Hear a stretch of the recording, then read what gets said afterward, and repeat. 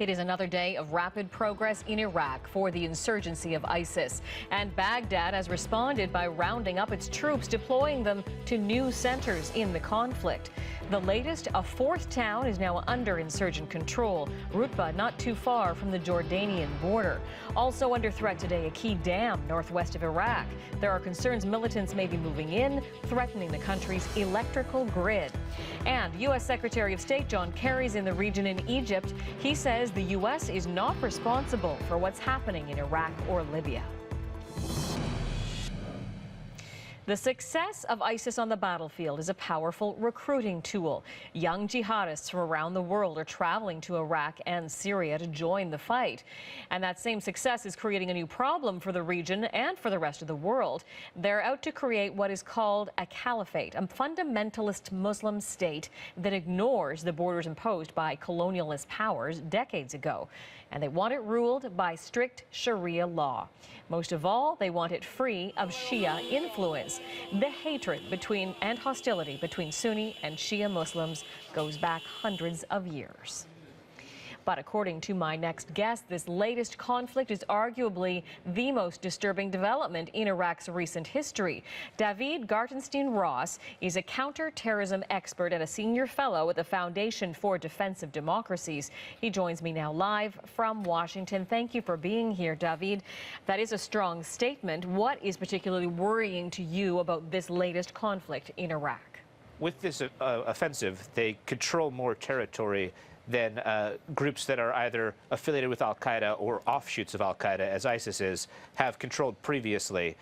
It's destabilizing to the country. I don't think that we're at a period that's as dark as 2006 to 07 was for Iraq, to be very clear. In 06 to 07, you had mass communal violence between Sunnis and Shias, with retaliatory attacks from both communities, which allowed al-Qaeda in Iraq to insert itself as a protector of the Sunnis. You don't have that situation with the massive amount of communal violence. But in terms of the offensive that's carried out by ISIS, it's the most disturbing when you look at it from a perspective of Sunni militancy. I wonder if it's the potential, too, in the coming days and weeks. ISIS has certainly surprised many people by seizing a number of cities, 2 border crossings in a short period of time. We're reporting today they are marching close to a crucial dam. How are they, small in numbers as they are when you compare to the Iraqi military, how are they able to sustain these gains? What's been critical to them is having a coalition. When the media talks about ISIS being in control, it really isn't just ISIS. That's being used as a shorthand for a coalition that's comprised of a number of groups with very competing interests. One example is former Baathists, which are in control of about half of Mosul. You also have mercenaries that they rely upon. And in other parts of the country, al-Qaeda loyalists have been a part of this offensive. Remember that ISIS got kicked out of al-Qaeda back in February, but at the Al-Qaim crossing, it seems that the Nusra Front is in charge. It's not yet confirmed, but that seems to be the likeliest group given the recent activities around al-Qaim. And that's why when different Western analysts look at this, one of the things they point to is that fracturing this coalition could be critical to pushing back ISIS's gains. It has exploited the Sunni resentment about Maliki's rule, which is perceived as being extraordinarily sectarian and pro-Shia. Let's talk about any potential role for the U.S. In the past, we've seen some success stopping insurgencies in Iraq, the so-called surge of U.S. troops in 2007. But Iraq's not getting that kind of military support this time. It's certainly not clear whether Obama will, in fact, okay the use of selected airstrikes. How do you see this battle playing out?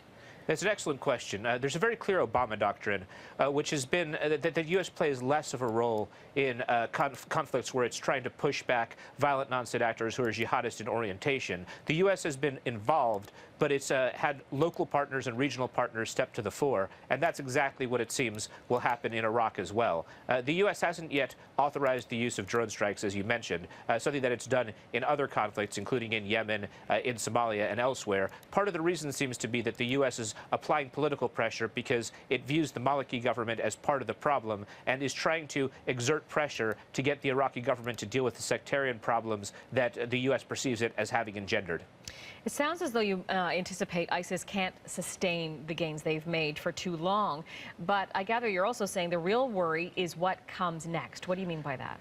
Yeah, two things about that. The first is absolutely, ISIS will not be able to sustain its gains, but it may be able to sustain portions of those gains for longer than people anticipate. On January 1st of this year, it undertook an offensive, a surprise offensive, where it captured both Fallujah and Ramadi and was able to hold Fallujah, ever since then, when people thought that they might lose it in a matter of weeks. So it's possible that ISIS will be able to maintain, 2, 4, 6, something like that in terms of number of cities, which is a serious matter in and of itself. The second thing is that they certainly gain from more chaos existing. So that's one of the reasons that they carried out the mass execution of Shias. Very brutal video, which has been shown on a number of different stations. They hope that that will engender retaliatory killings by Shias against Sunnis, something which plays to their advantage. That's also the reason that they've gone after, as you mentioned, the power supply, not only advancing on a dam, but also in the Beji complex, which is a refinery complex. There's a 600 megawatt power plant, which is responsible for providing a good portion of northern Iraq's electricity.